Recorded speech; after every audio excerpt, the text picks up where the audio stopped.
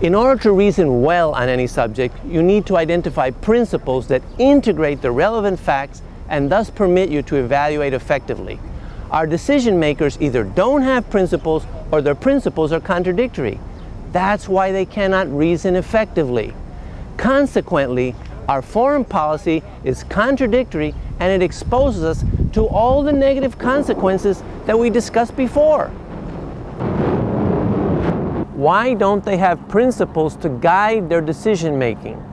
Well, one reason is because some of them don't even know what a principle is. Do you remember what Woolsey offered as a principle?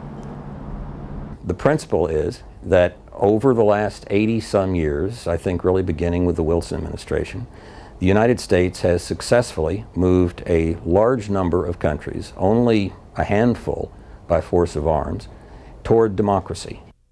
This is not a principle.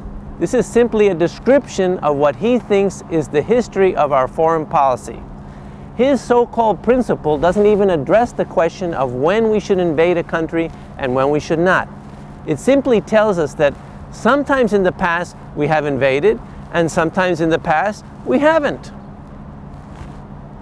If you're not looking for a principle because you're against principles in principle, you certainly won't find one.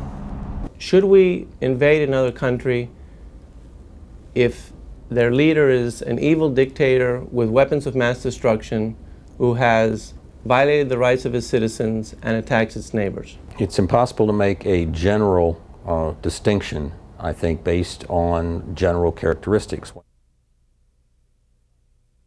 If Woolsey is correct, and one should not make general distinctions based on general characteristics, then it is impossible to have a principle, because that's what a principle is, a general distinction based on general characteristics.